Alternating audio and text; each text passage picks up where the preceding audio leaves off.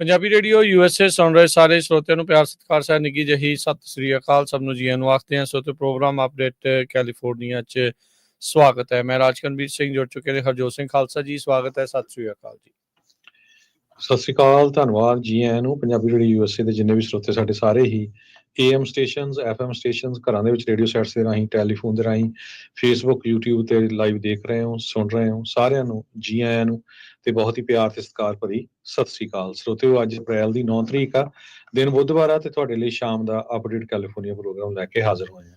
Programme ਨੂੰ sponsor ਕਰਦੇ ਨੇ ਖਾਲਸਾ ਇੰਸ਼ੋਰੈਂਸ ਏਜੰਸੀ, ਜਿਨ੍ਹਾਂ ਦੇ ਕੋਲੋਂ ਹਰ ਇੱਕ ਤਰੀਕੇ ਦੀ ਇੰਸ਼ੋਰੈਂਸ ਕਰਵਾ ਸਕਦੇ ਹੋ। ਇੰਸ਼ੋਰੈਂਸ ਬਾਰੇ ਪਤਾ ਕਰਨ ਲਈ ਕਾਲ 408-272-2500। ਟਿਰਕੀਆਨਾ ਇਮੀਗ੍ਰੇਸ਼ਨ ਲਾ ਫਰਮ, US ਇਮੀਗ੍ਰੇਸ਼ਨ ਦਾ ਹੋਵੇ ਕਿਸੇ ਵੀ ਤਰੀਕੇ ਦਾ ਕੰਮ, ਕਾਲਡਨੀ ਜੇ ਟਿਰਕੀਆਨਾ 415-909-0503 ਦੇ ਉੱਤੇ। Gurbachan Singh Nagra Sacramento, Sarabjit Singh Kulwinder Kaur Dhut Yuba City, Gurdev Singh Sohal Antelope, Gursahib Singh Bakersfield, Avtar Singh Manzil Clovis, Paramjit Singh Dakha Berkeley.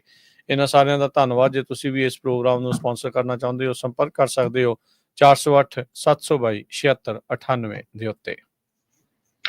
ਜੀ, ਅੱਜ ਦੀਆਂ ਖਬਰਾਂ ਵੱਲ ਚੱਲੀਏ ਤੇ ਅੱਜ ਜਦੋਂ ਆਪਾਂ ਤੁਹਾਡੇ ਨਾਲ ਸਵੇਰੇ ਖਬਰਾਂ ਸਾਂਝੀਆਂ ਕੀਤੀਆਂ ਸੀ ਸਵੇਰੇ 9 ਵਜੇ ਦੇ ਕਰੀਬ ਅਪਡੇਟ ਅਮਰੀਕਾ, ਉਸ ਤੋਂ ਬਾਅਦ ਥੋੜੇ ਸਮੇਂ ਬਾਅਦ ਪ੍ਰੈਜ਼ੀਡੈਂਟ ਟਰੰਪ ਉਹਨਾਂ ਨੇ 90 ਦਿਨਾਂ ਦੇ ਲਈ ਜਿਹੜਾ ਰੈਸੀਪ੍ਰੋਕਲ ਟੈਰਿਫ ਆ ਉਹ ਸਾਰੇ ਮੁਲਕਾਂ ਤੇ ਬੰਦ ਕਰ ਦਿੱਤਾ, ਚਾਈਨਾ ਤੋਂ ਬਿਨਾਂ। ਚਾਈਨਾ ਦੇ ਉੱਤੇ 125%, 104%, ਪਰ ਕਹਿੰਦੇ ਇਹਨੂੰ ਹੁਣ ਵਧਾ ਕੇ 125% ਕਰ ਦਿੱਤਾ ਜਾਊਗਾ। ਪਰ ਬਾਕੀ ਜਿਹੜੇ ਸਾਰੇ ਮੁਲਕ ਆ ਉਹਨਾਂ ਦੇ ਉੱਤੇ 10% ਕਰ ਦਿੱਤਾ ਗਿਆ ਤੇ ਨਾਲ ਦੀ ਨਾਲ 90 ਦਿਨਾਂ ਦਾ ਜੋ ਡਿਲੇ ਆ ਉਹ ਕਰ ਦਿੱਤਾ ਗਿਆ। ਉਹਦੇ ਨਾਲ ਫਿਰ ਸਟਾਕ ਮਾਰਕੀਟ ਡਾਓ ਜੋਨਸ ਇੰਡਸਟਰੀਅਲ ਇੱਕ ਟਾਈਮ ਦੇ ਉੱਤੇ ਦਾ 3000 ਪੁਆਇੰਟ ਉੱਪਰ ਚਲਾ ਗਿਆ ਸੀ, 7.87%, ਤੇ S&P ਇੰਡੈਕਸ 9.5% ਤੇ ਨੈਸਡੈਕ 12.2% ਅਪ ਚਲਾ ਗਿਆ ਸੀ। ਜੀ ਬਿਲਕੁਲ। ਹੁਣ ਰੌਲਾ ਜਿਹੜਾ ਹਰਜੋਤ ਸਿੰਘ ਜੀ ਪੈ ਰਿਹਾ, ਜਦੋਂ ਸਵੇਰੇ ਵੀ ਆਪਾਂ ਖਬਰਾਂ ਕਰ ਰਹੇ ਸੀ, ਉਹ ਬਿਆਨ ਸਾਂਝਾ ਕੀਤਾ ਸੀ ਟਰੰਪ ਉਹਨਾਂ ਦਾ, ਜਿਸ ਵਿੱਚ ਉਹਨਾਂ ਨੇ ਕਿਹਾ ਸੀਗਾ ਵੀ ਬਾਏ ਐਨੀਥਿੰਗ ਯੂ ਕੈਨ, ਵੀ ਤੁਸੀਂ ਬਾਏ ਕਰ ਲਓ। ਤਾਂ ਉਦੋਂ ਆਪਣਾ ਇਹ ਸੀਗਾ ਵੀ ਭਾਈ ਜੇ ਕੁਝ ਹੋਊਗਾ ਕਿਸੇ ਕੋਲ ਤਾਂ ਬਾਏ ਕਰਦੇ ਆ। ਹੁਣ ਜਿਹੜੇ ਐਡਮ ਸ਼ਿਫ ਆ ਉਹਨਾਂ ਨੇ ਰੌਲਾ ਪਾ ਲਿਆ, ਕਹਿੰਦੇ ਵੀ ਮੈਂ ਚਿੱਠੀ ਲਿਖਣ ਲੱਗਾ ਵਾਈਟ ਹਾਊਸ ਨੂੰ ਇਹ ਜਾਣਨ ਦੇ ਲਈ ਵੀ ਇਹਦੀ ਇਨਵੈਸਟੀਗੇਸ਼ਨ ਹੋਣੀ ਚਾਹੀਦੀ ਹੈ ਵੀ ਕਿਤੇ ਇਸ ਦੇ ਵਿੱਚ ਇਨਸਾਈਡ ਟ੍ਰੇਡਿੰਗ ਤਾਂ ਨਹੀਂ, ਵੀ ਟਰੰਪ ਹੁਣੀ ਜਿਹੜਾ ਕਹਿ ਰਹੇ ਆ ਵੀ ਬਾਏ ਕਰ ਲਓ ਤੇ ਉਸ ਤੋਂ ਕੁਝ ਘੰਟਿਆਂ ਬਾਅਦ ਜਿਹੜੇ ਟੈਰਿਫਸ ਆ ਉਹ ਵਾਪਸ ਲੈ ਲੈਂਦੇ ਆ। ਉਹਨਾਂ ਨੂੰ ਆਪ ਨੂੰ ਤਾਂ ਪਤਾ ਹੀ ਹੋਊਗਾ ਵੀ ਉਹਨਾਂ ਨੇ ਟੈਰਿਫ ਜਿਹੜੇ ਉਹ ਵਾਪਸ ਲੈ ਲੈਣੇ ਆ, ਤੇ ਉਹਦੇ ਨਾਲ ਕਹਿੰਦੇ ਵੀ ਲੋਕਾਂ ਨੇ ਹੁਣ ਖਾਸੀ ਮਨੀ ਜਿਹੜੀ ਇਸ ਦੇ ਵਿੱਚ ਬਣਾਈ ਆ।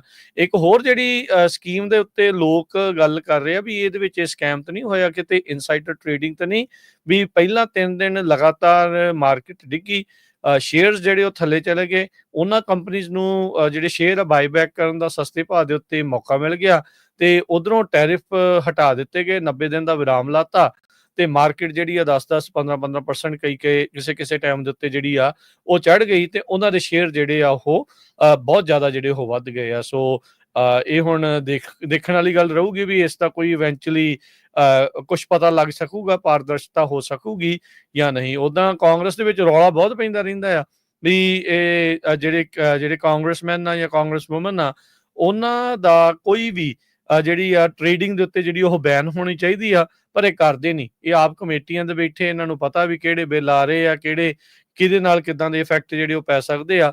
ਸੋ ਇਵੈਂਚੁਅਲੀ ਲੋਕ ਇਸ ਪਾਸੇ ਵੱਲ ਨੂੰ ਜਿਹੜਾ ਉਹ ਇਸ਼ਾਰਾ ਕਰਦੇ ਜਿਹੜਾ ਉਹ ਰਹਿੰਦੇ ਆ। ਸੋ ਦੇਖੋ ਕੀ ਜਿਹੜਾ ਉਹ ਬਣਦਾ ਆ, ਪਰ ਮਾਰਕੀਟ ਨੇ ਜਿਹੜੀ ਆ ਬਹੁਤ ਵੱਡੀ ਜਿਹੜੀ ਵਾਪਸੀ ਆ ਅੱਜ ਦੇ ਦਿਨ ਕੀਤੀ ਆ। ਹਰ ਇੱਕ ਪਾਸੇ ਸਟਾਕ ਦੀ ਹੀ ਜਿਹੜੀ ਚਰਚਾ ਹੈ ਉਹ ਚੱਲ ਰਹੀ ਹੈਗੀ ਆ। ਐਡਮ ਸ਼ਿਪ ਉਹਨਾਂ ਤੋਂ ਬਿਨਾਂ ਟੀਨਾ ਸਮਿਥ ਮਿਨੇਸੋਟਾ ਦਾ, ਉਹਨਾਂ ਨੇ ਵੀ ਕਿਹਾ ਵੀ ਇਨਵੈਸਟੀਗੇਸ਼ਨ ਹੋਣੀ ਚਾਹੀਦੀ ਆ, ਤੇ ਨਾਲ ਦੀ ਨਾਲ ਰਿਪਰੈਜ਼ੈਂਟੇਟਿਵ ਸਟੀਵ ਹਾਰਸਫੋਰਡ ਜੋ ਨਵਾਡਾ ਦੇ ਡੈਮੋਕ੍ਰੇਟ ਹੈਗੇ ਆ, ਉਹਨਾਂ ਨੇ ਵੀ ਇਹਦੇ ਉੱਤੇ ਕੁਐਸਚਨ ਕੀਤਾ ਹੈਗਾ। ਜੀ, ਅਗਲੀ ਜਿਹੜੀ ਹਰਜੋਤ ਸਿੰਘ ਜੀ ਗੱਲ ਕਰਦੇ ਜਾਈਏ, ਕੈਲੀਫੋਰਨੀਆ ਦਾ ਇੱਕ ਯੂਥ ਸੌਕਰ ਦਾ ਕੋਚ ਆ, ਉਸ ਨੂੰ ਚਾਰਜ ਕੀਤਾ ਗਿਆ ਆ 13 ਸਾਲਾਂ ਦੇ ਮੁੰਡੇ ਦੇ ਡੈਥ ਦੇ ਮਾਮਲੇ ਦੇ ਵਿੱਚ, ਮੌਤ ਦੇ ਮਾਮਲੇ 'ਚ। ਆਸਕਰ ਓਮਾਰ ਹਰਨਾਂਡੇਜ਼ 13 ਸਾਲ ਦਾ ਸੀਗਾ। ਇਹ ਕਹਿੰਦੇ ਵੀ ਲਾਪਤਾ ਹੋ ਗਿਆ ਸੀ ਜਦ ਇਹ ਆਪਣੇ ਸੌਕਰ ਕੋਚ ਨੂੰ ਵਿਜ਼ਿਟ ਕਰਨ ਗਿਆ ਸੀ। ਉਸ ਤੋਂ ਬਾਅਦ ਦੇ ਵਿੱਚ ਸਦਰਨ ਕੈਲੀਫੋਰਨੀਆ ਦੀ ਇੱਕ ਰੋਡ ਸਾਈਡ ਦੇ ਉੱਤੇ ਇਸ ਦੀ ਲਾਸ਼ ਬਰਾਮਦ ਹੋਈ ਸੀਗੀ। ਹੁਣ 13 ਸਾਲਾਂ ਦੇ ਆਸਕਰ ਓਮਾਰ ਹਰਨਾਂਡez ਦੀ ਮੌਤ ਦੇ ਮਾਮਲੇ ਦੇ ਵਿੱਚ LA ਕਾਉਂਟੀ ਦੇ ਜਿਹੜੇ ਡਿਸਟ੍ਰਿਕਟ ਅਟਾਰਨੀ ਆ ਨੇਥਨ ਹੌਚਮੈਨ, ਉਹਨਾਂ ਨੇ ਪ੍ਰੈਸ ਕਾਨਫਰੰਸ ਦੇ ਵਿੱਚ ਦੱਸਿਆ ਵੀ ਹੁਣ ਉਸੇ ਦਾ ਹੀ ਸੌਕਰ ਜਿਹੜਾ ਇੱਕ ਕੋਚ ਆ ਉਸ ਨੂੰ ਹੁਣ ਗ੍ਰਿਫਤਾਰ ਕਰ ਲਿਆ ਗਿਆ ਆ। ਮਾਰੀਓ ਅਡਗਾਰਡੋ ਗਾਰਸੀਆ ਅਕਵੀਨੋ 43 ਸਾਲ ਇਸ ਦੀ ਉਮਰ ਆ। ਇਸ ਉੱਤੇ ਇੱਕ count murder with special circumstances during the commission or attempted commission of lewd acts with the child, ਇਹ ਜਿਹੜੀਆਂ ਧਾਰਾਵਾਂ ਦੇ ਨਾਲ ਚਾਰਜ ਕੀਤਾ ਗਿਆ ਹੈਗਾ ਆ। ਗਾਰਸੀਆ ਅਕਵੀਨੋ ਦੇ ਉੱਤੇ ਇੱਕ ਹੋਰ ਚਾਰਜ ਲਾਇਆ ਗਿਆ ਇੱਕ ਵੱਖਰੇ ਕੇਸ ਦੇ ਵਿੱਚ, felony count of assault with intent to commit lewd act in connection with the incident involving ਇੱਕ 16 ਸਾਲ ਦੇ ਮੁੰਡੇ ਦੇ ਨਾਲ ਫਰਵਰੀ 2024 ਦੇ ਮਾਮਲੇ ਵਿੱਚ ਇੱਕ ਵੱਖਰੇ ਚਾਰਜ ਜਿਹੜੇ ਉਹ ਲਗਾਏ ਗਏ ਹੈਗੇ ਆ। ਕਹਿੰਦੇ ਵੀ ਇਸ ਨੂੰ ਅਦਾਲਤ ਵਿੱਚ ਮੰਗਲਵਾਰ ਨੂੰ ਪਹਿਲਾਂ ਪੇਸ਼ ਕਰਨਾ ਸੀਗਾ, ਫਿਰ ਉਸ ਨੂੰ ਪੋਸਟਪੋਨ ਕਰ ਦਿੱਤਾ ਗਿਆ। ਅਜੇ ਨਵੀਂ ਤਰੀਕ ਜਿਹੜੀ ਆ ਉਹ ਇਸ ਮਹੀਨੇ ਦੇ ਅਖੀਰ ਦੇ ਵਿੱਚ ਸੈੱਟ ਕੀਤੀ ਗਈ ਹੈਗੀ ਆ। ਸੋ ਇਹ ਜਿਹੜਾ ਬੱਚਾ ਆ, ਕਹਿੰਦੇ ਵੀ ਇਹ ਜਿਹੜਾ 14 ਸਾਲਾਂ ਦਾ ਮੁੰਡਾ ਸੀਗਾ, ਇਹ ਇਹਦੇ ਕੋਲ ਉੱਥੇ ਗਿਆ ਸੀਗਾ। ਉਸ ਤੋਂ ਬਾਅਦ ਚ ਇਸਨੇ ਇਸ ਮੁੰਡੇ ਦੇ ਨਾਲ ਘਿਨਾਉਣੇ ਕੰਮ ਕਰਨ ਦੀ ਜਿਹੜੀ ਉਹ ਸਾਜ਼ਿਸ਼ ਜਾਂ ਕੋਸ਼ਿਸ਼ ਕੀਤੀ, ਜਿਸ ਤੋਂ ਬਾਅਦ ਦੇ ਵਿੱਚ ਇਸ ਦਾ ਕਹਿੰਦੇ ਵੀ ਇਸਨੇ ਕਥਿਤ ਤੌਰ ਦੇ ਉੱਤੇ ਕਤਲ ਜਿਹੜਾ ਉਹ ਕਰ ਦਿੱਤਾ ਆ। ਸੋ ਉਸ ਮੁੰਡੇ ਨੂੰ ਉਸਦੇ ਦੋਸਤ ਮਿੱਤਰ, ਉਸਦੇ ਪਰਿਵਾਰ ਵਾਲੇ ਯਾਦ ਕਰ ਰਹੇ ਆ, ਪਰ ਇਹ ਬਹੁਤ ਹੀ ਮੰਦਭਾਗੀ ਘਟਨਾ ਵਾਪਰੀ ਹੈ। ਤਾਂ ਉਸ ਮਾਮਲੇ 'ਚ ਹੁਣੇ ਸੌਕਰ ਕੋਚ ਸਲਾਖਾਂ ਦੇ ਪਿੱਛੇ ਆ। ਹਾਊਸ ਜੀਪੀਓ ਨੇ ਉਸ ਬਿੱਲ ਨੂੰ ਅਪਰੂਵਲ ਦੇ ਦਿੱਤਾ, ਜਿਹਦੇ ਮੁਤਾਬਕ US ਦੇ ਜਿਹੜੇ ਜੱਜਸ ਆ ਉਹਨਾਂ ਦੇ ਉੱਤੇ ਜਿਹੜਾ ਆ ਨਕੇਲ ਪਾਈ ਜਾ ਸਕੇ। ਕਹਿੰਦੇ ਭਈ ਕੰਪਲੇਨਸ ਆਈਆਂ ਸੀ ਪ੍ਰੈਜ਼ੀਡੈਂਟ ਡੋਨਲਡ ਟਰੰਪ ਉਹਨਾਂ ਵੱਲੋਂ ਤੇ ਹਾਊਸ ਰਿਪਬਲਿਕਨਸ ਵੱਲੋਂ, ਤੇ ਭਈ ਜੋ ਜਿਹੜੇ ਜੱਜ ਆ ਉਹ ਆਪਣੇ ਓਪੀਨੀਅਨ ਤੇ ਡਾਇਰੈਕਟਿਵਸ ਇਸ਼ੂ ਕਰ ਰਹੇ ਹੈਗੇ ਆ, ਜਿਹਦਾ ਨੈਸ਼ਨਲ ਲੈਵਲ ਦੇ ਉੱਤੇ ਅਸਰ ਪੈਂਦਾ ਆ। ਸੋ ਇਹ ਬਿੱਲ ਕਾਂਗਰਸ ਦੇ ਵਿੱਚ ਚਲ ਗਿਆ, ਪਾਰਟੀ ਲਾਈਨਸ ਦੇ ਅਲੋਂਗ 218 ਜਣਿਆਂ ਨੇ ਹੱਕ ਦੇ ਵਿੱਚ ਵੋਟ ਪਾਈ, 214 ਜਣਿਆਂ ਨੇ ਇਹਦੇ ਅਗੇਂਸਟ ਵੋਟ ਪਾਈ ਹੈਗੀ ਆ। ਹੁਣ ਇਹ ਬਿੱਲ ਸੈਨੇਟ ਕੋ ਜਾਊਗਾ, ਪਰ ਸੈਨੇਟ ਦੇ ਵਿੱਚ ਹਾਲਾਂਕਿ ਰਿਪਬਲਿਕਨਸ ਦੀ ਮੈਜੋਰਟੀ ਆ, ਪਰ ਉੱਥੇ ਕਾਫੀ ਜਿਹੜਾ ਔਖਾ ਕੰਮ ਹੈਗਾ ਪਾਸ ਕਰਨ ਦੇ ਲਈ। ਰਿਪਰੈਜ਼ੈਂਟੇਟਿਵ ਡੈਰਲ ਆਈਸਾ ਜੋ ਰਿਪਬਲਿਕਨ ਹੈ ਕੈਲੀਫੋਰਨੀਆ ਤੋਂ, ਉਹਨਾਂ ਨੇ ਕਿਹਾ ਵੀ ਸਟਾਪ ਫੈਡਰਲ ਜੱਜਸ from issuing nationwide injunctions, ਜਿੱਦਾਂ ਕਿ ਜੱਜ ਜੇਮਸ ਬੋਸਬਰਗ ਨੇ ਕੀਤਾ ਸੀਗਾ ਏਲੀਅਨ ਐਨਮੀਜ਼ ਐਕਟ ਦੇ ਸਬੰਧ ਦੇ ਵਿੱਚ। US ਦੀ ਸੁਪਰੀਮ ਕੋਰਟ ਨੇ ਉਸ ਨੂੰ ਓਵਰ ਰੂਲ ਕਰ ਦਿੱਤਾ ਸੀ, ਤੇ ਹੁਣ ਇਹ ਜਿਹੜੇ ਰਿਪਬਲਿਕਨਸ ਪਲੱਸ ਟਰੰਪ ਐਡਮਿਨਿਸਟ੍ਰੇਸ਼ਨ ਆ ਉਹ ਕੋਸ਼ਿਸ਼ ਕਰ ਰਿਹਾ ਵੀ ਹੋਰ ਜੱਜ ਇਦਾਂ ਦੇ ਜਿਹੜੇ ਕੇਸ ਆ ਉਹਨਾਂ ਨੂੰ ਬਲੌਕ ਨਾ ਕਰ ਸਕਣ। ਜੀ, ਅਗਲੀ ਜਿਹੜੀ ਹਰਜੋਤ ਸਿੰਘ ਜੀ ਖਬਰ ਕਰਦੀ ਜਾਏਗੀ, ਇਹ ਵੀ ਇੱਕ ਕੋਚ ਦੇ ਨਾਲ ਸੰਬੰਧਿਤ ਖਬਰ ਆ। ਸਦਰਨ ਕੈਲੀਫੋਰਨੀਆ ਦਾ ਰੈਸਲਿੰਗ ਕੋਚ, ਉਸ ਨੂੰ ਵੀ ਗ੍ਰਿਫਤਾਰ ਜਿਹੜਾ ਆ ਉਹ ਕੀਤਾ ਗਿਆ ਹੈਗਾ ਆ ਟੀਨ ਸਟੂਡੈਂਟਸ ਦੇ ਨਾਲ ਕਥਿਤ ਤੌਰ ਦੇ ਉੱਤੇ ਜਿਹੜਾ ਸੈਕਸ ਕਰਨ ਦੇ ਜਿਹੜੇ ਉਹ ਮਾਮਲੇ ਦੇ ਵਿੱਚ। ਸੋ ਇਹ ਐਂਥਨੀ ਆਸਕਰ ਅਲਕਾਲਾ 28 ਸਾਲਾਂ ਦਾ ਆ, ਹਟਿੰਗਟਨ ਬੀਚ ਦੇ ਵਿੱਚ ਸੀ। ਇਸ ਨੂੰ ਅੱਜ ਗ੍ਰਿਫਤਾਰ ਕੀਤਾ ਗਿਆ ਹੈ ਔਰੰਜ ਕਾਉਂਟੀ ਦੇ ਸ਼ੈਰਿਫ ਡਿਪਾਰਟਮੈਂਟ ਦੇ ਦੁਆਰਾ। ਫਰਵਰੀ 2025 ਦੇ ਵਿੱਚ ਜਾਂਚਕਰਤਾਵਾਂ ਨੂੰ, ਇਨਵੈਸਟੀਗੇਟਰਸ ਨੂੰ ਇੱਕ ਰਿਪੋਰਟ ਮਿਲੀ ਵੀ ਦੋ ਜਿਹੜੇ ਟੀਨੇਜ ਵਿਕਟਮਸ ਆ ਉਹ ਮੋਹਰੇ ਆਏ ਆ ਵੀ ਕਹਿੰਦੇ ਵੀ ਇਸ ਬੰਦੇ ਦੇ ਦੁਆਰਾ, ਇਸ ਸੋ ਕਾਲਡ ਕੋਚ ਦੇ ਦੁਆਰਾ ਉਹਨਾਂ ਨੂੰ ਗਰੂਮ ਕੀਤਾ ਜਾ ਰਿਹਾ ਸੀ ਤਾਂ ਜੋ ਇਹ ਉਹਨਾਂ ਦੇ ਨਾਲ ਸੈਕਸ਼ੂਅਲ ਰਿਲੇਸ਼ਨ ਬਣਾ ਸਕੇ। ਫਿਰ ਇਨਵੈਸਟੀਗੇਸ਼ਨ ਅੱਗੇ ਵਧੀ ਤਾਂ ਕਹਿੰਦੇ ਵੀ ਇਹ ਪਤਾ ਲੱਗਾ ਵੀ ਇਸਨੇ ਪਹਿਲਾਂ ਇੱਕ ਪ੍ਰਾਈਵੇਟ ਰੈਸਲਿੰਗ ਕਲੱਬ ਪਲੈਸੈਂਟੀਆ ਦੇ ਵਿੱਚ ਪ੍ਰੀਮੀਅਰ ਰੈਸਲਿੰਗ, ਜਿਸ ਨੂੰ ਪਹਿਲਾਂ ਸਮਾਰ ਰੈਸਲਿੰਗ ਆਖਿਆ ਜਾਂਦਾ ਸੀ, ਉੱਥੇ ਇਹ ਕੋਚ ਰਿਹਾ ਹੈਗਾ ਆ। ਤੇ ਹੁਣ ਕਹਿੰਦੇ ਵੀ ਇਸ ਨੂੰ ਗ੍ਰਿਫਤਾਰ ਕਰਕੇ ਔਰੰਜ ਕਾਉਂਟੀ ਜੇਲ੍ਹ ਦੇ ਵਿੱਚ ਮਲਟੀਪਲ ਫੈਲਨੀ ਚਾਰਜਿਸ ਦੇ ਵਿੱਚ ਜਿਹੜਾ ਉਸ ਨੂੰ ਅੰਦਰ ਕਰ ਦਿੱਤਾ ਗਿਆ ਆ। ਇਹ ਹਰਜੋਤ ਸਿੰਘ ਜੀ ਅਜਿਹੀਆਂ ਖਬਰਾਂ ਕਰਨ ਦਾ ਮਕਸਦ ਇਹ ਆ ਵੀ ਸਾਰਿਆਂ ਦੇ ਨਿਆਣੇ ਸਕੂਲਾਂ 'ਚ ਭਾਈ ਪੜ੍ਹਦੇ ਆ, ਇੱਥੇ ਕੋਚਾਂ ਦਾ ਵੀ ਦਿਮਾਗ ਕਈਆਂ ਦਾ ਇਸ ਤਰੀਕੇ ਦਾ ਭੁਸਰਿਆ ਪਿਆ ਆ। ਇਹ ਪੁੱਠੇ ਕੰਮ ਕਰਨ ਦੇ ਵਿੱਚ ਇਦਾਂ ਦੇ ਬਹੁਤ ਕੋਚ ਜਾਂ ਟੀਚਰ ਕਈ ਵਾਰੀ ਫੜ ਹੁੰਦੇ ਆ। ਨਿਆਣਿਆਂ ਨੂੰ ਇਦਾਂ ਦੀਆਂ ਚੀਜ਼ਾਂ 'ਚ ਪਾ ਕੇ ਆਪ ਫਾਰਗ ਨਾ ਹੋਇਆ ਕਰੋ, ਨਾਲ ਜਿਹੜੀ ਉਹ ਨਜ਼ਰ ਰੱਖਿਆ ਕਰੋ, ਨਿਆਣਿਆਂ ਦੇ ਨਾਲ ਗੱਲ ਕਰਿਆ ਕਰੋ, ਕਿਤੇ ਕਿਸੇ ਦੇ ਨਾਲ ਕੁਛ ਅਜਿਹੀ ਬਦਤਮੀਜ਼ੀ ਜਾਂ ਕਿਸੇ ਨੇ ਕੁਛ ਇਦਾਂ ਦੀ ਗਲਤ ਨਹੀਂ ਕਹੀ ਤਾਂ ਜੋ ਪਤਾ ਲੱਗਦਾ ਰਵੇ ਵੀ ਕੀ ਕੁਛ ਜਿਹੜਾ ਉਹ ਚੱਲ ਰਿਹਾ ਕਰੋ। ਔਨ ਟੌਪ ਇਹਨਾਂ ਚੀਜ਼ਾਂ ਦੇ ਮਾਮਲਿਆਂ ਦੇ ਵਿੱਚ ਰਿਹਾ ਕਰੋ। ਇਦਾਂ ਦੀਆਂ ਬਹੁਤ ਸਾਰੀਆਂ ਕਰਤੂਤੀ ਬੰਦਿਆਂ ਦੀਆਂ ਖਬਰਾਂ ਜਿਹੜੀਆਂ ਉਹ ਆਉਂਦੀਆਂ ਰਹਿੰਦੀਆਂ। ਸੋ ਆਪਾਂ ਨੂੰ ਐਜ਼ ਏ ਪੇਰੈਂਟ ਸਾਰਿਆਂ ਨੂੰ ਬਹੁਤ ਧਿਆਨ ਤੇ ਅਲਰਟ ਇਹਨਾਂ ਚੀਜ਼ਾਂ 'ਚ ਰਹਿਣਾ ਚਾਹੀਦਾ ਆ। ਮਿਸ਼ੀਗਨ ਬੇਸਡ ਇੱਕ ਅਟਾਰਨੀ ਅਮੀਰ ਮੈਕਲੈਡ ਉਸ ਨੂੰ ਫੈਡਰਲ ਇਮੀਗ੍ਰੇਸ਼ਨ ਏਜੰਟਸ ਨੇ ਇੱਕ ਤਰ੍ਹਾਂ ਦੇ ਨਾਲ ਡਿਟੇਨ ਕਰ ਲਿਆ ਜਦੋਂ ਉਹ ਛੁੱਟੀਆਂ ਕੱਟ ਕੇ ਆਪਣੇ ਪਰਿਵਾਰ ਦੇ ਨਾਲ ਡੋਮਿਨਿਕ ਰਿਪਬਲਿਕ ਤੋਂ ਵਾਪਸ ਆ ਰਿਹਾ ਸੀ। ਇਹ ਜਿਹੜਾ ਅਟਾਰਨੀ ਆ ਜੋ ਸਟੂਡੈਂਟ ਪ੍ਰੋਟੈਸਟਰ ਸੀਗੇ ਜਿਨ੍ਹਾਂ ਨੂੰ ਫੈਡਰਲ ਇਮੀਗ੍ਰੇਸ਼ਨ ਏਜੰਟਸ ਨੇ ਡਿਟੇਨ ਕੀਤਾ ਹੋਇਆ ਉਹਨਾਂ ਨੂੰ ਰਿਪਰੈਜ਼ੈਂਟ ਕਰਦਾ। ਖੁਦ ਡੈਟਰੋਇਟ ਮੈਟਰੋ 에ਅਰਪੋਰਟ ਦੇ ਉੱਤੇ ਮੈਕਲੈਡ ਜੋ ਆ ਇਹ ਯੂਐਸ ਦਾ ਸਿਟੀਜ਼ਨ ਆ। ਕਹਿੰਦੇ ਵੀ ਕਸਟਮ ਦੇ ਥਰੂ ਜਦੋਂ ਮੇਰੀ ਵਾਈਫ ਤੇ ਬੱਚੇ ਲੰਘ ਲਏ ਸੀ ਤੇ ਉਹਨਾਂ ਨੂੰ ਲੰਘਣ ਦਿੱਤਾ ਤੇ ਜਦੋਂ ਮੇਰੀ ਵਾਰੀ ਆਈ ਤੇ ਉਹਨਾਂ ਨੇ ਕਿਹਾ ਵੀ ਟੈਕਟੀਕਲ ਟੈਰਰਿਜ਼ਮ ਰਿਸਪੌਂਸ ਟੀਮ ਜੋ ਅਸਿਸਟੈਂਸ ਚਾਹੀਦੀ ਆ ਉਹਨਾਂ ਵੱਲੋਂ। ਕਹਿੰਦਾ ਵੀ ਮੈਂ ਉਸ ਟਾਈਮ ਚਿੰਤਾ 'ਚ ਲੱਗਿਆ ਵੀ ਇਹ ਕੀ ਹੋਊਗਾ। 90 ਮਿੰਟ ਕਹਿੰਦਾ ਵੀ ਉਹ ਮੇਰੇ ਫੋਨ ਮੰਗਦੇ ਰਹੇ ਤੇ ਮੈਂ ਫੋਨ ਨਹੀਂ ਦਿੱਤਾ ਵੀ ਮੈਂ ਇਹ ਮੇਰੀ ਪ੍ਰਾਪਰਟੀ ਆ। ਬੈਕ ਐਂਡ ਫੋਰਥ ਚੱਲਦਾ ਰਿਹਾ ਐਂਡ ਦੇ ਵਿੱਚ ਕਹਿੰਦਾ ਮੈਂ ਕੰਟੈਕਟ ਲਿਸਟ ਉਹਨਾਂ ਨੂੰ ਦੇ ਦਿੱਤੀ। ਉਸ ਤੋਂ ਬਾਅਦ ਉਹਨੂੰ ਜਿਹੜਾ ਛੱਡ ਦਿੱਤਾ ਗਿਆ। ਸੋ ਹਜੇ ਜਿੰਨੇ ਵੀ ਉਹਦੇ ਕਲਾਇੰਟਸ ਆ ਸਟੂਡੈਂਟਸ ਆ ਕਿਸੇ ਤਰ੍ਹਾਂ ਨਾਲ ਵੀ ਉਹ ਚਾਰਜ ਨਹੀਂ ਕੀਤੇ ਗਏ। ਚਾਰਜ ਉਹਨਾਂ ਤੇ ਇਹੋ ਹੀ ਆ ਵੀ ਜੀ ਦੇਖੋ ਪ੍ਰੋ ਪੈਲਸਟੀਨੀਅਨ ਪ੍ਰੋਟੈਸਟ ਜੋ ਆ ਉਹ ਕਰ ਰਹੇ ਸੀ ਯੂਨੀਵਰਸਿਟੀ ਆਫ ਮਿਸ਼ੀਗਨ ਦੇ ਵਿੱਚ। ਜੋ ਅਟਾਰਨੀ ਮੈਕਲੈਡ ਆ ਉਹ ਕਹਿੰਦਾ ਵੀ ਇਹ ਕੋਇਨਸੀਡੈਂਸ ਨਹੀਂ ਹੈਗੀ ਇਹ ਜਾਣ ਬੁੱਝ ਕੇ ਜਿਹੜਾ ਟਾਰਗੇਟ ਕੀਤਾ ਗਿਆ ਆ ਉਹਨਾਂ ਅਟਾਰਨੀਜ਼ ਨੂੰ ਜੋ ਦੂਜਿਆਂ ਦੇ ਹੱਕਾਂ ਦੇ ਲਈ ਲੜਾਈ ਲੜ ਰਹੇ ਹੈਗੇ ਆ। ਸੋ ਹੁਣ ਦੇਖੋ ਵੀ ਯੂਐਸ ਦਾ ਸਿਟੀਜ਼ਨ ਜਿਹੜਾ ਅਟਾਰਨੀ ਆ ਜੋ ਕੇਸ ਲੜ ਰਿਹਾ ਸਟੂਡੈਂਟਸ ਦੇ ਉਹਨੂੰ ਵੀ ਜਿਹੜਾ ਆ ਡਿਟੇਨ ਕੀਤਾ ਗਿਆ। ਜੀ ਪੈਮ ਬੌਂਡੀ ਜੋ ਕਿ ਅਟਾਰਨੀ ਜਨਰਲ ਨੇ ਅਮਰੀਕਾ ਦੇ ਡਿਪਾਰਟਮੈਂਟ ਆਫ ਜਸਟਿਸ ਉਹਨਾਂ ਦੇ ਅੰਡਰ ਕੰਮ ਕਰ ਰਿਹਾ ਆ। ਉਹਨਾਂ ਨੇ ਕਹਿੰਦੇ ਵੀ ਹੁਣ ਉਸ ਬੰਦੇ ਦੇ ਖਿਲਾਫ ਜਿਹੜੇ ਚਾਰजेस ਆ ਉਹ ਡ੍ਰੌਪ ਕਰਨ ਜਾ ਰਹੇ ਆ ਜਿਸ ਨੂੰ ਇਹਨਾਂ ਨੇ MS-13 ਗੈਂਗ ਦਾ ਈਸਟ ਕੋਸਟ ਦਾ ਲੀਡਰ ਜਿਹੜਾ ਉਹ ਆਖਿਆ ਸੀ। ਉਸ ਟਾਈਮ ਦੇ ਉੱਤੇ ਪਿਛਲੇ ਮਹੀਨੇ ਇਹਨਾਂ ਨੇ ਇੱਕ ਟੈਲੀਵਾਈਜ਼ਡ ਪ੍ਰੈਸ ਕਾਨਫਰੰਸ ਨੈਸ਼ਨਲੀ ਕੀਤੀ ਸੀ ਜਿਸ 'ਚ ਅਟਾਰਨੀ ਜਨਰਲ ਪੈਮ ਬੌਂਡੀ ਨੇ ਕਿਹਾ ਸੀਗਾ ਵੀ ਅਸੀਂ ਜਿਹੜਾ ਇਹ so called East cost leader ਹੈ MS-13 ਗੈਂਗ ਦਾ ਉਸ ਨੂੰ ਗ੍ਰਿਫਤਾਰ ਕਰ ਲਿਆ ਆ। ਇਸ ਦਾ ਨਾਂ ਹੈਨਰੀ ਵਿਲਾਤੋਰੋ ਸਾਂਤੋਸ ਦੱਸਿਆ ਜਾਂਦਾ ਆ। 27 ਮਾਰਚ ਦੀ ਪ੍ਰੈਸ ਕਾਨਫਰੰਸ ਦੇ ਵਿੱਚ ਇਸ ਬਾਰੇ ਜਾਣਕਾਰੀ ਜਿਹੜੀ ਉਹ ਦਿੱਤੀ ਸੀ। ਉਸ ਟਾਈਮ ਦੇ ਉੱਤੇ ਕਿਹਾ ਵੀ ਇਸ ਨੇ ਬਹੁਤ ਹੀ ਵੈਰੀ ਵਾਇਲੈਂਟ ਕ੍ਰਾਈਮਸ ਜਿਹੜੇ ਉਹ ਕੀਤੇ ਨੇ ਤੇ ਇਹ ਐਸੋਸੀਏਟਡ ਹੈਗਾ ਆ MS-13 ਗੈਂਗ ਦੇ ਨਾਲ। He was the leader over it all the violent crimes.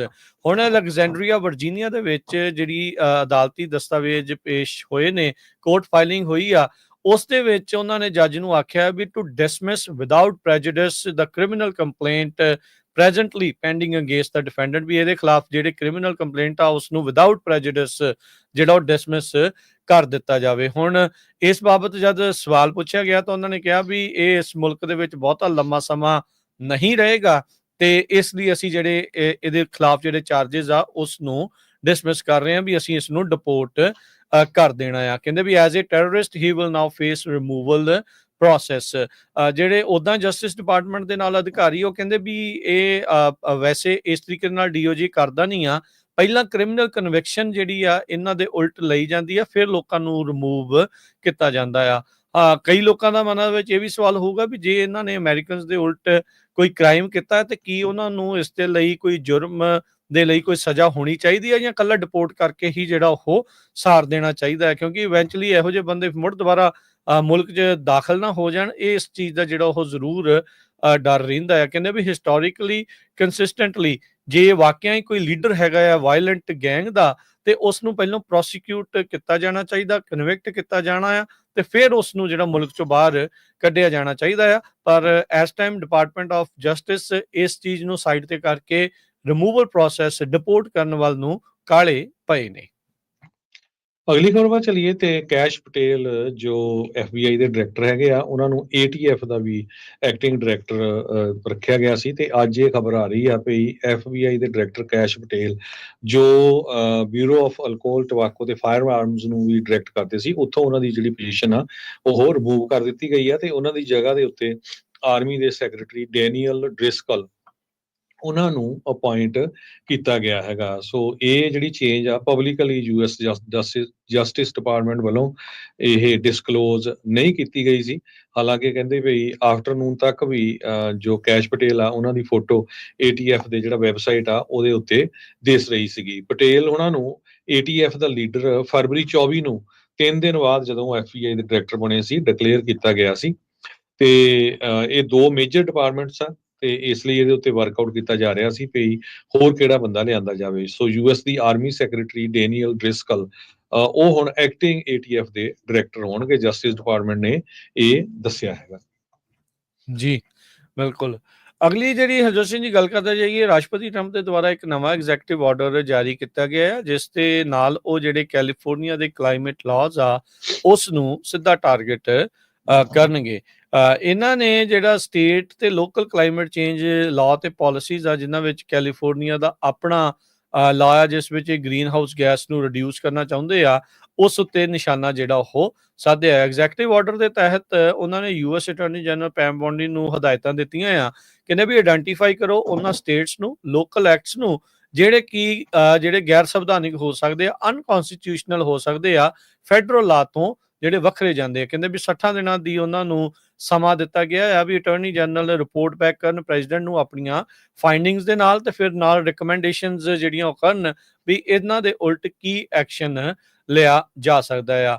ਜਿਹੜੇ ਟਰੰਪ ਉਹਨਾਂ ਦੇ ਆਰਡਰ ਦੇ ਵਿੱਚ ਜਿਹੜੇ ਕੈਲੀਫੋਰਨੀਆ ਦਾ ਕੈਪ ਐਂਡ ਟ੍ਰੇਡ ਪ੍ਰੋਗਰਾਮ ਆ, ਮਾਰਕੀਟ ਬੇਸਡ ਇੱਕ ਸਿਸਟਮ ਕ੍ਰੀਏਟ ਕੀਤਾ ਗਿਆ ਸੀ 2012 ਦੇ ਵਿੱਚ, ਜਿਸ ਨਾਲ ਜਿਹੜੇ ਸਟੇਟ ਨੇ ਆਪਣੀਆਂ ਜਿਹੜੀਆਂ ਕਲਾਈਮੇਟ ਚੇਂਜ ਨੂੰ ਲੈ ਕੇ ਜਿਹੜੀਆਂ ਪਾਲਿਸੀਜ਼ ਆ ਉਹ ਬਣਾਈਆਂ ਸੀਗੀਆਂ ਵੀ ਗ੍ਰੀਨ ਹਾਊਸ ਗੈਸ ਐਮਿਸ਼ਨਸ ਕਿੱਦਾਂ ਘਟਾਉਣੀਆਂ, ਕੰਪਨੀਜ਼ ਨੂੰ ਜਿਹੜੇ ਬਾਏ ਤੇ ਸੈੱਲ ਕੀਤੇ ਜਾਂਦੇ ਸੀਗੇ ਕ੍ਰੈਡਿਟਸ। ਇਸ ਤੋਂ ਇਲਾਵਾ 12 ਹੋਰ ਸੂਬਿਆਂ ਨੇ ਕੈਲੀਫੋਰਨੀਆ ਦੇ ਆਧਾਰ ਦੇ ਉੱਤੇ ਇਦਾਂ ਦੀਆਂ ਹੋਰ ਪਾਲਿਸੀਜ਼ ਬਣਾਈਆਂ ਹੈਗੀਆਂ। ਸੋ ਟਰੰਪ ਐਡਮਿਨਿਸਟ੍ਰੇਸ਼ਨ ਨੇ ਹੁਣ ਪੈਮ ਬੋਂਡੀ ਹੁਣਾਂ ਨੂੰ, ਅਟਾਰਨੀ ਜਨਰਲ ਨੂੰ ਹਦਾਇਤਾਂ ਦਿੱਤੀਆਂ ਭਾਈ ਇਦਾਂ ਦੇ ਸਟੇਟ ਤੇ ਲੋਕਲ ਜਿਹੜੀਆਂ ਸਰਕਾਰਾਂ ਆ ਉਹਨਾਂ ਦਾ ਪਤਾ ਕਰੋ ਤੇ ਫਿਰ ਦੱਸੋ ਵੀ ਇਸ ਵਿੱਚ ਅੱਗੇ ਜਿਹੜਾ ਉਹ ਕੀ ਕੀਤਾ ਜਾ ਸਕਦਾ ਆ। ਇਹ ਹੁਣ ਤਕਰੀਬਨ ਅਜਿਹੀਆਂ ਮਾਮਲਿਆਂ ਨੂੰ ਉਹ ਗੈਰ ਸੰਵਿਧਾਨਿਕ ਮੰਨ ਰਹੇ ਨੇ।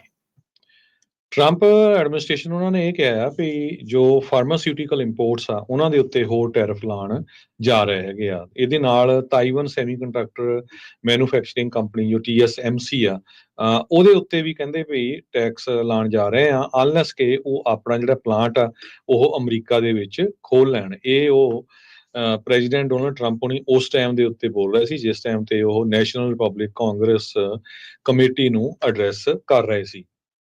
ਤਾਈਵਾਨ ਸੈਮੀਕੰਡਕਟਰ ਮੈਨੂਫੈਕਚਰਿੰਗ ਕੰਪਨੀ ਨੂੰ ਕਹਿੰਦੇ ਵੀ 100% ਟੈਕਸ ਦੇਣਾ ਪਊਗਾ ਅਨਲੈਸ ਉਹਨਾਂ ਦਾ ਜਿਹੜਾ ਪਲਾਂਟ ਆ ਉਹ USA ਦੇ ਵਿੱਚ ਖੁੱਲ ਜਾਵੇ।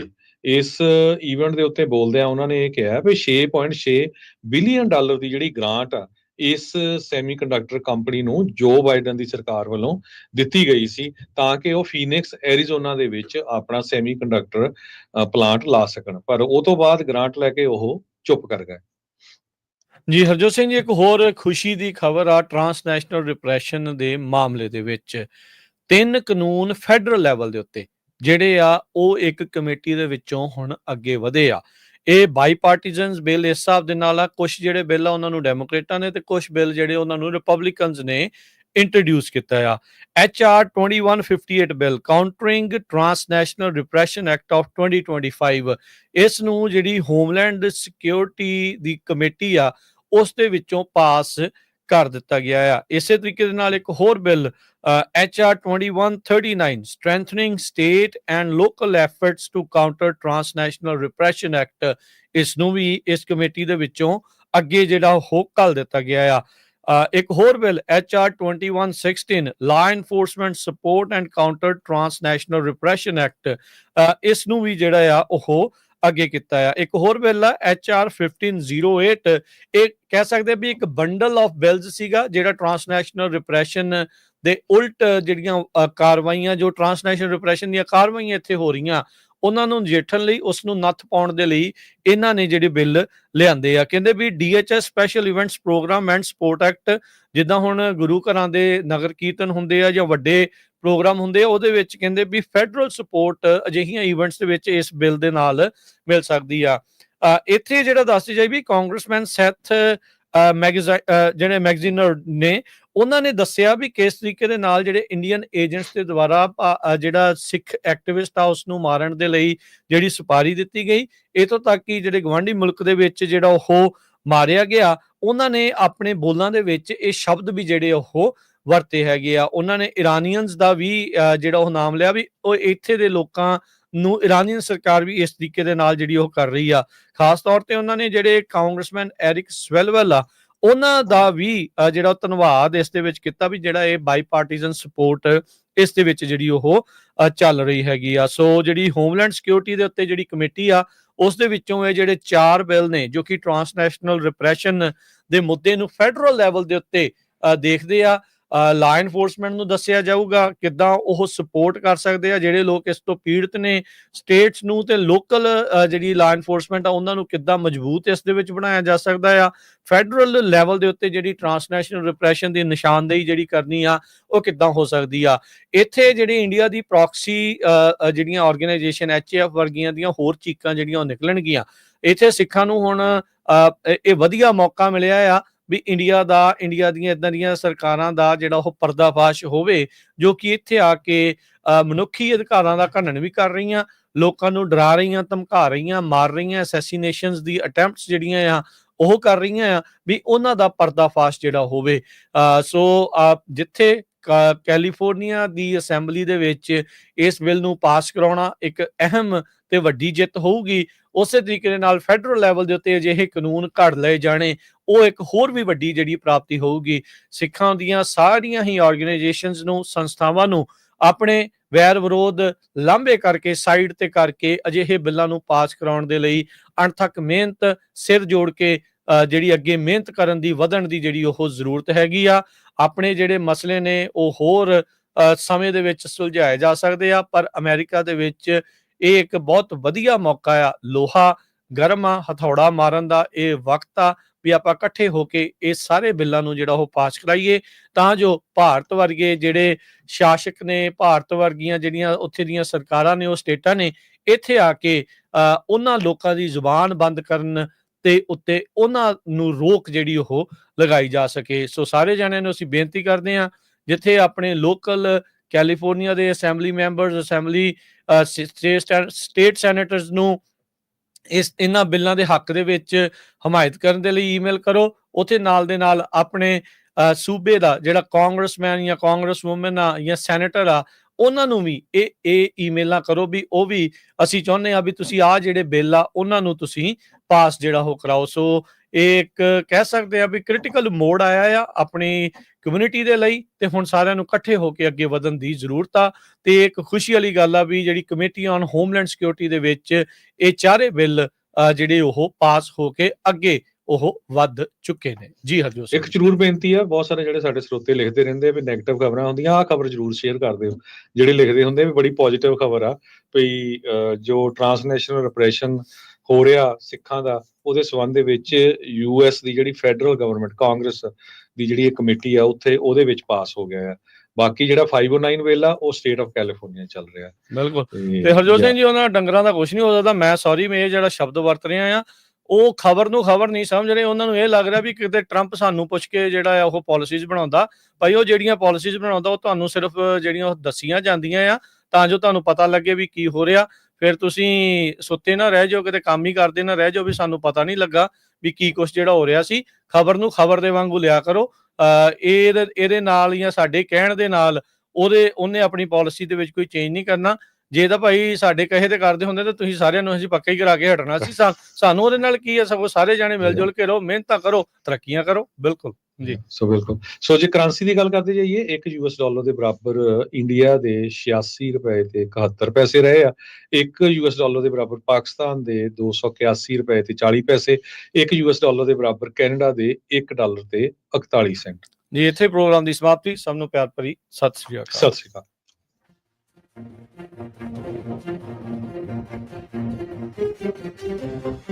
Thank you.